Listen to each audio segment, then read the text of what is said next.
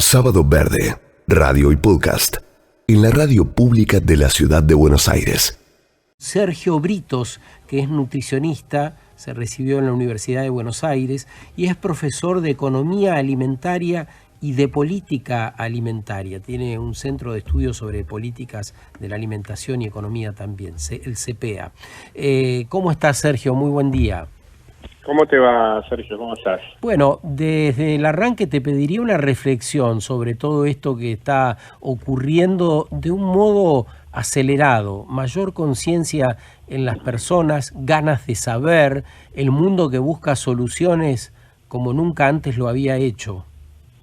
Bueno, yo creo que efectivamente es un poco tal como planteás. Yo creo que en materia de alimentación y nutrición estamos en un punto de inflexión en donde hay una reflexión y un debate a nivel planetario ya desde hace algunos años acerca del modo en que comemos, de la necesidad de avanzar hacia algún estándar de alimentación más saludable y a la vez más sustentable, tanto en términos del impacto ambiental, como bien decías, de los alimentos y de la alimentación, como también en términos del impacto económico que supone realizar una dieta sana, saludable por parte de la población. Creo que estas discusiones efectivamente están permeando en la agenda de la academia o de la ciencia de la nutrición y estamos avanzando. De hecho, nosotros en particular en CPEA estamos ya próximos a presentar una propuesta, un modelo de canasta saludable y sustentable que la idea es ponerlo en el debate público en Argentina y hacer algún aporte a la futura discusión de nuevas guías alimentarias. Hablando de eso, ¿qué dirías que es saludable? ¿Qué es sustentable? A ver, claramente, por lo menos desde la evidencia nutricional, hay 4 o 5 grupos de alimentos que desde siempre y cada vez más, porque las investigaciones en materia de dieta y salud vienen avanzando mucho en los últimos 20 o 30 años, identificamos como alimentos que deben promoverse. Me refiero a las hortalizas, a las frutas, a las legumbres, junto con los granos y cereales integrales, a los lácteos, a los alimentos fermentados, por supuesto a las carnes en su justa medida, o a las proteínas de origen animal en su justa medida. Es muy importante lo de las porciones, ¿no? Totalmente. Yo creo que la frecuencia de consumo, cada cuánto consumimos los alimentos, con qué variedad lo hacemos y en qué cantidad los ingerimos, es la clave de una buena alimentación. Nosotros los nutricionistas planteamos que todo se puede comer, pero en su justa medida, en una adecuada frecuencia, en cantidades razonables de consumo. Por supuesto, siempre priorizando y privilegiando esos alimentos que te comentaba, porque son la base de una alimentación diversa y saludable. ¿Cómo es lo de los alimentos fermentados que mencionaste? Bueno, los alimentos fermentados son alimentos que sufren un proceso de modificación de sus componentes que mejoran su digestibilidad, por un lado, y a la vez el proceso mismo de fermentación produce una serie de compuestos químicos que son o que cumplen funciones interesantes en el organismo. Probablemente el ejemplo que más conocemos, no porque sea el único, pero el más conocido en términos de su consumo sea el yogur o las leches fermentadas, que en definitiva el yogur se origina de la leche con el agregado de algunos fermentos que modifican la estructura química de las proteínas, de la lactosa, de la leche y genera una serie de beneficios en términos nutricionales y de salud que hoy en día, cuando digo hoy en día me refiero por lo menos a los últimos 10 años,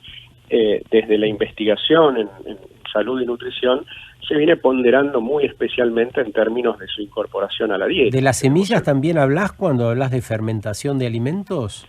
Las semillas son otro alimento muy importante en términos de nuestra alimentación, por sus aportes en algunos casos de ácidos grasos de muy buena calidad. Nosotros tenemos un consumo bajo de semillas y por supuesto que estaría muy bueno también incorporarlas en mayor medida a la dieta.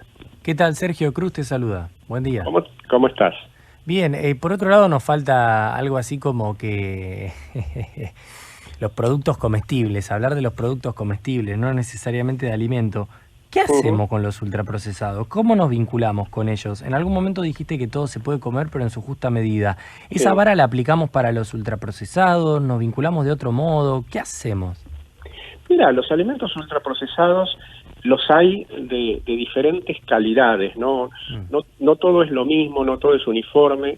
Hay alimentos ultraprocesados que sin duda tienen un contenido de lo que nosotros llamamos nutrientes críticos, que básicamente son los azúcares, el sodio, las grasas saturadas, que tienen, un nivel, un contenido de nutrientes críticos muy riesgoso, sobre todo cuando se consumen en frecuencia cotidiana y en cantidades altas. Y esos alimentos claramente deberíamos tratar de disminuir en la dieta. Me refiero, por ejemplo, a las bebidas azucaradas, a las golosinas, a los alfajores, a las galletitas dulces, a los fiambres embutidos, a las facturas de panadería. Es curioso que esto que estás mencionando, estos productos, se volvieron un poco la base de la alimentación de muchos de nosotros, ¿no?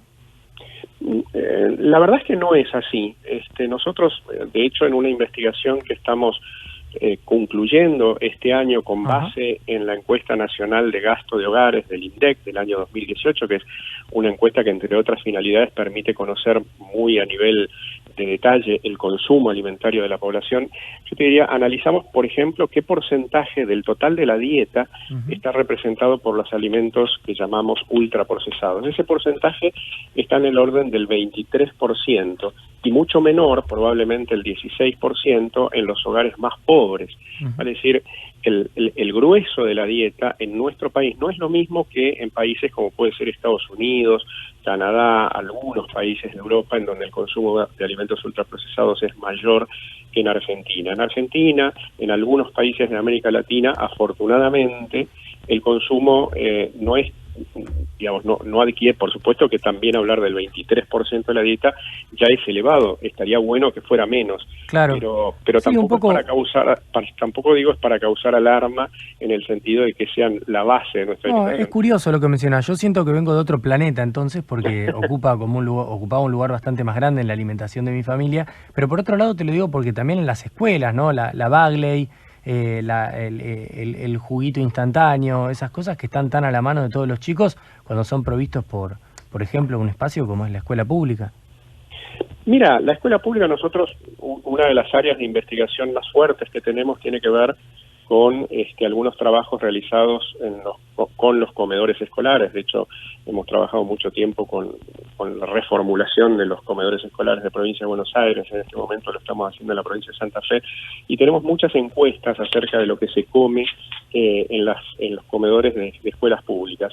La verdad es que la penetración de alimentos ultraprocesados en la dieta de los comedores de escuelas públicas no es importante. La verdad que la dieta de las escuelas públicas es muy mala, en líneas generales es mala, fundamentalmente por la presencia de alimentos farenáceos de muy baja calidad nutricional, y por el altísimo contenido de azúcar que tienen los desayunos en los chicos. El desayuno de los chicos en las escuelas públicas básicamente es agua azucarada, a veces hasta con un 20% de azúcar, lo cual es una barbaridad imperdonable directamente. O sea, ese es el pecado que tienen los comedores escolares. Sí es cierto que en las escuelas, el consumo de alimentos ultraprocesados en nuestra población es básicamente un fenómeno urbano y de clase media y de clase media alta. Claramente no es un tema preocupante en el 40% de la población pobre de la Argentina. Es un tema básicamente de una sociedad más de